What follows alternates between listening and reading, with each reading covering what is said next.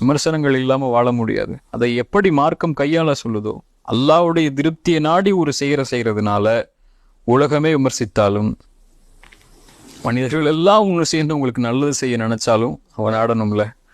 மனிதர்கள் எல்லாம் ஒன்று சேர்ந்து உங்களுக்கு ஒரு கெடுதல் செய்ய நாடினாலும் என்ன செஞ்சிட முடியும்?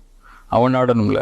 அல்லாஹ்வுடைய திருப்தியை கொண்டு போகக்கூடிய நேரத்தில் உலகமெல்லாம் எதிர்த்தாலும் தூக்கி போட்டுருங்க. மனிதர்களுடைய திருப்தியை எதிர்பார்த்து போறீங்க, அல்லாஹ்வுடைய திருப்தியை நாடலைன்னா தயவு செஞ்சு வெளியே வந்துருங்க.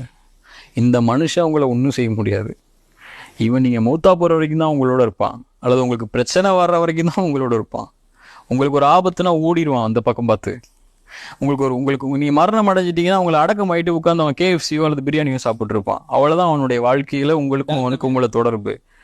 நீங்கள் இங்கே திருப்தியையோ, நீங்கள் இங்கே அங்கீகாரத்தையோ, நீங்கள் இங்கே தவறாக ஒருத்தன் நினச்சிடக்கூடாதோ என்று நினைக்கக்கூடிய முதல் அங்கீகாரம் அல்லாட்ட தான். அதை வாங்கிட்டீங்கன்னா, அதை எதிர்பார்த்துட்டிங்கன்னா இதெல்லாம் உங்களுக்கு ஒன்றும் தோணாது. அதை எதிர்பார்க்கலன்னா, மக்களோட திருப்தி எதிர்பார்த்துட்டே இருந்தீங்கன்னா, விமர்சிச்சிங்கன்னா, இப்படி பேசிக்காதீங்க, இப்படி பேசாதீங்க, நான் இப்படிப்பட்டவன் தெரியுமா, அப்படிப்பட்டவன் தெரியுமா சொல்லி மார்க்கத்தில் நீ உறுதியாக இருந்தாலும் அவங்களிடத்து வளர்ந்து கொடுத்து போகக்கூடிய சூழல் ஏற்படும். அல்லாஹ்வுடைய திருப்தி நாடி இருக்கக்கூடியவங்களுக்கு இதெல்லாம் பெருசு இல்லை.